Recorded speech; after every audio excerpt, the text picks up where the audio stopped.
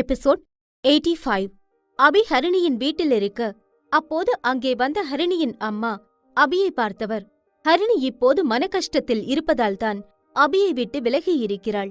அவளுக்கு டைம் கொடுக்கும்படி சொல்ல, அவனுக்கோ ஹரிணியின் அம்மா தன்னிடம் இப்படி பேசுவது ஆச்சரியமாக இருந்தது.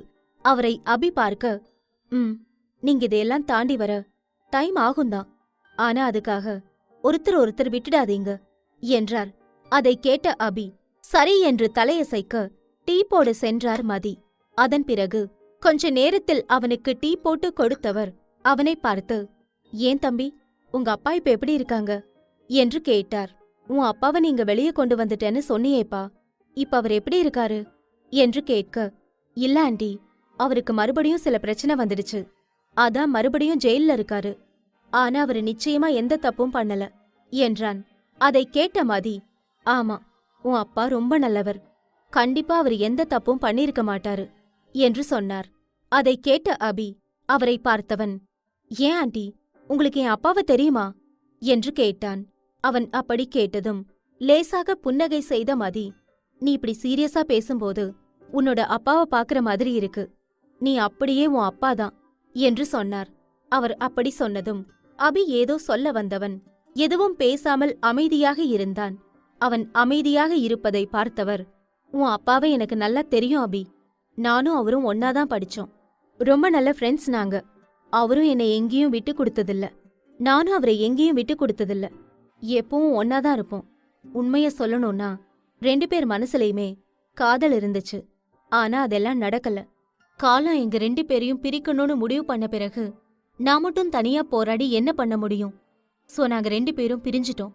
அவரு உங்க அம்மாவை கல்யாணம் பண்ணாரு, நான் ஹரிணி அப்பாவை கல்யாணம் பண்ணேன், அவ்வளவுதான். வாழ்க்கை வேற வேற பக்கத்தை காட்டிடுச்சு என்றார். அதை கேட்ட அபி ஆச்சரியமடைந்தான். ஹரிணி இதையெல்லாம் கேட்டபடி அமைதியாக நின்று கொண்டிருந்தாள். ஆண்டி, நான் நினைச்சேன் எங்க அப்பாவை நீங்க கல்யாணத்துக்கு அப்புறமும் பார்த்து பேசிட்டு இருந்தீங்கன்னு. ஆனா நீங்க சொல்றத பார்த்தா அப்படி இல்லையே. அப்ப நீங்க என் அப்பாவை அவர் கல்யாணத்துக்கு அப்புறம் பார்க்கவே இல்லையா என்று கேட்டான்.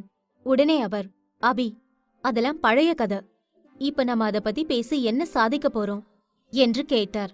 அவர் அப்படி கேட்டதும் அபி அவரிடம் மேலும் அதை பற்றி பேசலாம் என்று வர, தம்பி, டீ ஆறிடப் போகுது, சூடா இருக்கும்போதே குடிச்சிடு என்று சொல்லிவிட்டு சென்றார் மதி.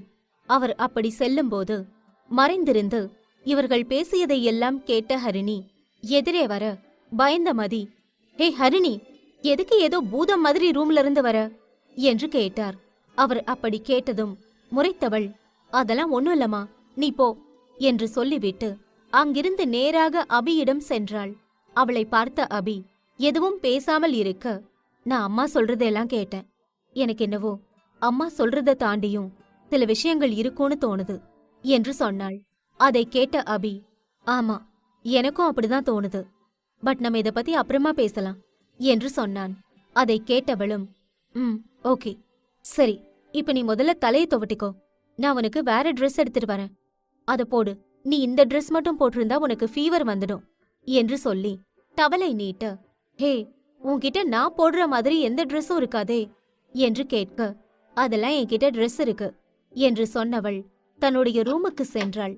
ஹரிணி கிறிஷை பெற்ற முதல் 2 வருடங்கள் சற்று குண்டாகத்தான் இருந்தாள்.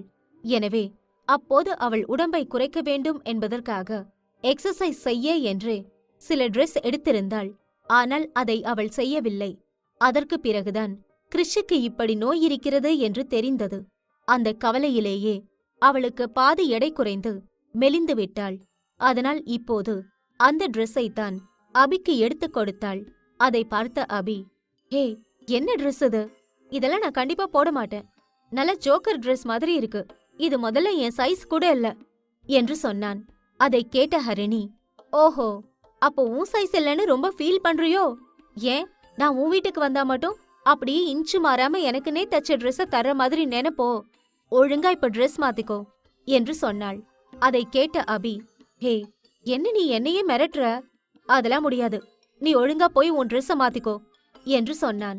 நான் எல்லாம் என் ட்ரெஸ்ஸ மாத்திட்டேன், இப்ப நீ வா என அபியை கராராக தன்னுடைய ரூமுக்கு அழைத்து சென்றவள் அவனிடம் அந்த ட்ரெஸ்ஸை நீட்டி, இந்தா, ஒழுங்கா இந்த ட்ரெஸ்ஸ போட்டுட்டு வெளியே வா சோப்பு ஷாம்பு எல்லாமே பாத்ரூம்ல இருக்கு என்று சொன்னாள். அதை கேட்டவன் சரி சரி என்று சொல்லி சென்றான். அப்போது ஹரிணி, அபி, இங்க வெளியே தான் கேண்டில் இருக்கு. சோ முழுசா கதவை சாத்தினா உனக்கு வெளிச்சம் தெரியாது. அதனால கதவை கொஞ்சம் திறந்தே வச்சுக்கோ என்று சொன்னாள். அதை கேட்டவன் ஓகே என்று சொல்லி உள்ளே சென்று பக்கெட்டில் இருந்த தண்ணீரை எடுத்து தலையில் ஊற்றினான். பாவம், அந்த தண்ணீர் மிகவும் சில்லென இருந்தது. அதனால் ஆ என்று அலறிவிட்டான். அவன் திடீரென அப்படி செய்யவும் ஹரிணி போனை எடுத்து பிளாஷ் லைட் ஆன் செய்தவள், ஹே அபி, என்னாச்சு என்று கேட்டபடி உள்ளே வர அபி இருந்த கோலத்தை பார்த்து அப்படியே நின்று விட்டாள். அதை பார்த்த அபி, ஹே, நான் என்ன உனக்கு இங்க ஷோவா காட்டிட்டு இருக்கேன், ஒழுங்கா இங்கிருந்து ஓடிடு என்று சொன்னான். அவன் அப்படி சொன்னதும் ஹரிணி, நீ சொன்னா சரிதான் என்று சொன்னவள் அங்கே இருந்து வந்தாள். அவள் முகம் அப்போது வெட்கத்தில் சிவந்திருந்தது. அதே நேரம் அபியோ, ஷோ, என்னை இப்படி ஒரு கோலத்துல பாத்துட்டாளே என்று யோசித்தவன் அதன் பிறகு, ஹட, எனக்கும் அவளுக்கும் தான் ஒரு குழந்தையே இருக்கு, இதுல நீ வெக்கப்பட என்ன இருக்கு என்று நினைத்தான். அதனால் அவன் டவலை மாட்டிவிட்டு வெளியே வர அப்போது அங்கே இருந்த ஹரிணி அபியை வேண்டுமென்றே வெறுப்பேற்ற நினைத்து, என்ன அபி, என் வீட்ல இருட்ட பார்த்து நல்லா பயந்துட்டு போல என்று கேட்க அவனோ அவளை பார்த்து, நான் இருட்ட பார்த்தெல்லாம் பயப்படல, தண்ணி சில்லுன்னு வந்துடுச்சு, அதான் அப்படி கத்துன. ஆமா, நீ என்னதானே பார்க்க வந்த? நீ பாத்ரூம்ல என்ன எப்படி பார்த்த? அத பத்தி நீ என்ன ஃபீல் பண்ற என்று கேட்டான். அவன் அப்படி கேட்டதும் ஹரிணியின் கண்ணம் சிவக்கத் தொடங்கியது. அபி, நீ இப்பெல்லாம் கொஞ்சம் அதிகமா பேசுற என்று சொல்ல, நான் அப்படிதான் பேசுவேன், என்ன பண்ணுவ என்று கேட்டான் அபி. அவன் அப்படி கேட்டதும் என்ன சொல்ல என்று தெரியாமல் தவித்த ஹரிணி அப்படியே அமைதியானாள். அபி அவள் மௌனத்தை ரசித்தவன் மெல்ல அவள் அருகே வந்து அவள் உதட்டில் முத்தம் கொடுத்தான். அவன் அப்படி செய்ததும் ஹரிணி அவனை விட்டு விலகப் பார்க்க அபி அவளை இறுக்கமாக அணைத்தவன், ஹே, என்ன ஹரிணி நீ பண்ணிட்டு இருக்க, உனக்கு என்ன பிரச்சனை என்று கேட்டான். எனக்கு எதுவும் பிரச்சனை இல்ல, உன் உடம்பு ரொம்ப சில்லுன்னு இருக்கு, எனக்கு குளிருது, சோ தள்ளிப்போ என்று சொன்னாள். அதை கேட்டவன், என்னது, உனக்கு குளிருதா? உண்மைய சொல்லணும்னா உன் வீட்ல குளிச்சு எனக்கு தான் குளிருது என்றான். ஹே, என்ன சொல்ற, எங்க வீட்ல தான் ஹீட்டர் இருக்கே, சோ அத போட்டுக்க வேண்டியது தானே என்று கேட்டாள் ஹரிணி. அவள் அப்படி கேட்டதும் ஹரிணியை முறைத்த அபி, ஆனாலும் ஹரிணி, உனக்கு இவ்ளோ அறிவு இருக்க வேண்டாம். ஏய், ஆர்வக்கோளாறு, கரண்டே இல்ல, நான் எப்படி ஹீட்டர் போடுவேன் என்று கேட்டான். அவன் அப்படி கேட்டதும் லேசாக சிரித்த ஹரிணி, அட ஆமா, இத நான் மறந்துட்டேன், சாரி அபி என்றாள். அதான, என்னைக்கு எதை உருப்படியா யோசிக்கிற, நீ எல்லாத்துலயுமே அரோகரதான் என்று சொன்னான். அதை கேட்ட ஹரிணி, ஹலோ, சைட் கேப்ல என்ன திட்டலாம் வேண்டாம், ஒழுங்கா உன் வேலை என்னவோ அதை மட்டும் பாரு, என்ன பாத்துக்க எனக்கு தெரியும் என்றாள். அதை கேட்டவன், சரி, எனக்கு அங்க லைட் இல்ல, ஏதாவது ஏற்பாடு பண்ணு, அப்பதான் நான் ஒழுங்கா குளிக்க முடியும் என்றான் அபி. அதான் உன்னை நான் பாதி கதவை திறந்து வச்சுட்டு குளின்னு சொல்றேன்ல, அப்படி பண்ண வேண்டியது தானே என்று கேட்டாள். எதுக்கு, இந்த முறை நீ வந்த மாதிரி அடுத்த முறை உன் அம்மா வர்றதுக்கா? அதெல்லாம் செட் ஆகாது, ஒழுங்கா நீ வா என்றான். நான் அங்க வந்து என்ன பண்ண, பிளாஷ் லைட் யூஸ் பண்ணவா என்று கேட்டாள் ஹரிணி. அதேதான் என்று சொன்னான் அபி. ஹே, அதெல்லாம் முடியாது, நீ வேணா அங்க போனை கொண்டு போய் பிளாஷ் லைட் ஆன் பண்ணிக்கோ, நான்லாம் வரமாட்டேன் என்று சொன்னாள். அவள் அப்படி சொன்னதை கேட்டவன், அட, நீ என்ன ஓவரா பண்ணிட்டு இருக்க, அதெல்லாம் ஒரு பிரச்சனையும் இல்ல, வெறும் போனை கொண்டு போய் வச்சா திடீர்னு கீழே விழுந்தா கஷ்டம், நீ வா என்று சொன்னவன் அவளை இழுத்து கொண்டு செல்ல ஹரிணி அவனிடம் இருந்து விடுபட முடியாமல் தவித்தாள். அபி அவளை உள்ளே இழுத்து வந்தான். ஹரிணி அவனை விட சொன்னாலும் தயாராக இல்லை. அப்போது சரியாக கரண்ட் வந்தது. அதை பார்த்த ஹரிணி, ஹே அபி, பாரு, கரண்ட் வந்துருச்சு, சோ நான் இங்கிருந்து போறேன் என்று சொன்னாள். அவள் அப்படி சொன்னதை கேட்ட அபி, என்ன சொல்ற நீ, உன் பாட்டுக்கு போறேன்னு சொல்ற, அதெல்லாம் முடியாது என்று சொன்னவன் சூடாக தண்ணீர் வரும்படி செட் செய்துவிட்டு ஷவரை ஆன் செய்தான். ஹரிணி தானும் நனையப் போகிறோம் என்று நினைக்கும் போது அபி அவளை பின்னால் தள்ளினான். அதனால் ஹரிணி நனையாமல் தப்பித்தாள். அவள், சரி அபி, நான் இங்கிருந்து போறேன் என்று சொல்ல, ஹே, எங்க போற, அப்படியே நான் உன்கிட்ட ஒன்னு கேட்கணுமே, நீ இங்க வச்சிருக்கிறது நீ யூஸ் பண்ற சோப்பு தானே, என்று கேட்டான். உடனே ஹரிணி மனதுக்குள், ச்சே, இவன் என்ன இப்படியெல்லாம் என்கிட்ட கேள்வி கேக்குறான், இவனுக்கு கொஞ்சம் கூட வெக்கமே இல்ல என்று நினைத்த ஹரிணி, என்ன நீ அமைதியா இருக்க? உனக்கு தெரியுமா, இந்த சோப்போட ஸ்மெல் உன் மேல எப்பவுமே இருக்கும். இப்ப நான் வேற இததான் போடுறேன். சோ அப்ப எனக்கும் இந்த ஸ்மெல் என் மேல இருக்க மாதிரி தான் தோணுது. சோ நான் அப்படியே உன் கூட நைட் படுக்கிற மாதிரி இமேஜின் பண்ணுவேன் என்று சொன்னான். அவன் அப்படி சொன்னதை கேட்ட ஹரிணி ஆச்சரியம் அடைந்தாள். ஹே அபி, வர வர நீ ரொம்ப ஓவரா பேசுற, உனக்கு கொஞ்சம் கூட வெக்கமாவே இல்லையா என்று கேட்டாள். உடனே அபி, நான் எதுக்கு வெக்கப்படணும், அதெல்லாம் எனக்கு ஒன்னும் இல்ல என்று சொன்னான். அவன் அப்படி சொன்னதை கேட்ட ஹரிணி, என்ன நீ ஓப்பனா ஒத்துக்கிற என்று கேட்க அவளை பார்த்தவன், ஆமா, எனக்கு தைரியம் இருக்கு, நான் ஒத்துக்கிறேன். ஆமா, உனக்கு இப்ப என்ன பிரச்சனை?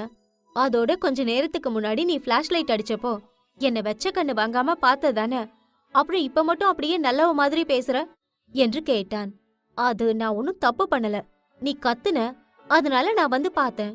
அப்பதான் நீ ட்ரெஸ் இல்லாம நின்ன, அத பார்த்து நான் ஷாக் ஆனேன், அவ்வளவுதான், அதுல ஒன்னும் இல்ல என்று சொல்ல, ஓஹோ, அப்ப அதிர்ச்சியில எதை பார்த்தாலும் தப்பில்லையா என்று சொன்னவன் சட்டென்று அவளுடைய டீ-ஷர்ட்டை தூக்கினான். அவன் அப்படி செய்ததும் ஹரிணி அதிர்ச்சி அடைந்தவள், அபி, நீ என்ன காரியம் பண்ற? இந்த மாதிரி நீ பண்றப்பதான் எனக்கு உன் மேல பயங்கர கோபம் வருது என்று சொன்னாள். அபிக்குமே தான் தவறு செய்து விட்டோம் என்று புரிந்தது. எனவே அவளை விட்டான். அப்போது ஹரிணி, அபி, எனக்கு நீ இப்படி பண்றத நினைச்சாலே கோபமா வருது என்று சொன்னவள் அவனை பார்த்து முறைக்க, சாரி, நான் வேணும்னு அப்படி பண்ணல என்று சொன்னவன் அவளை அணைக்க, ஹே, நீ இப்பதான் நல்ல பையன் மாதிரி பேசுன, இப்ப மறுபடியும் எதுக்கு என்ன ஹக் பண்ற? அபி, முதல்ல என்ன விடு என்று சொன்னாள். அதை கேட்டவன், வேண்டா ஹரிணி, நான் உன்னை விட மாட்டேன். உன்னை இப்படி ஹக் பண்ணாம இருந்தா எனக்கு என்னவோ பல வருஷமா உன் கூட இல்லாம இருக்க ஃபீல் வருது, எனக்கு உன்னை விட்டு இருக்க முடியல என்று சொல்லி அவளை இன்னும் தன்னோடு இருக்கினான். ஹரிணிக்குமே அபி இல்லாமல் இருக்க கஷ்டமாகத்தான் இருந்தது. எனவே அவளும் ஒரு நொடி அவன் அணைப்பில் தன் நிலை மறக்க, அப்போதுதான் வீட்டில் மதி இருக்கிறாள் என்று நினைத்தவள், ஹே அபி, என்ன பண்ணிட்டு இருக்க? முதல்ல என்ன விடு, மறந்துட்டியா, இந்த வீட்ல என்னோட அம்மா இருக்காங்க என்று சொன்னாள். அதை கேட்டவன், ஹே, இந்த மாதிரி சப்ப ரீசன் எல்லாம் சொல்லி என்னை விட்டு போக பார்க்காத, உன் அம்மா இந்நேரம் நல்லா தூங்கி இருப்பாங்க என்று சொன்னான். அதை கேட்டவள், எப்படியோ இருக்கட்டும், என்னை போக விடு என்று சொன்னாள். அதெல்லாம் முடியாது, எனக்கு தனியா இருக்க ஒரு மாதிரி இருக்கு, வா, நம்ம 2 பேரும் சேர்ந்து குளிக்கலாம், அப்பதான் ஜாலியா இருக்கும் என்று சொன்னான். அவன் சொன்னதை கேட்டு பதட்டமான ஹரிணி, அபி, நீ என்ன பேசுற? நீயும் நானும் எப்படி சேர்ந்து குளிக்க முடியும் என்று கேட்க, ஹே, இதென்ன போங்காட்டமா இருக்கு, நீயும் நானும் சேர்ந்து பிள்ளையே பெத்துட்டோம், இத பண்ண முடியாதா என்று சொன்னான். அவன் அப்படி சொன்னதும், இங்க பாரு அபி, எனக்கு இதெல்லாம் பிடிக்கல, ஒழுங்கா என்னை விட்டு போ என்று சொன்னாள். அதை கேட்டவன் அவளை பார்த்து, அப்படியெல்லாம் முடியாது, நீ என்னை விட்டு தள்ளி போகாத, அது நம்ம 2 பேருக்குமே நல்லதில்ல ஹரிணி, வா, நம்ம சேர்ந்து சந்தோஷமா இருக்கலாம் என்று சொன்னான். அவன் அப்படி சொன்னதும் ஹரிணி அவனை முறைத்தவள், நான் அதுக்கெல்லாம் ரெடியா இல்ல சார், சோ நான் இப்ப போறேன், பாய் என்று சொல்லிவிட்டு ஹரிணி செல்ல போக அவளை சட்டென்று பிடித்து இழுத்தான் அபி. அதனால் ஹரிணி கையில் இருந்த போனை கீழே போட அந்த நேரம் கரண்ட்டும் கட் ஆனது.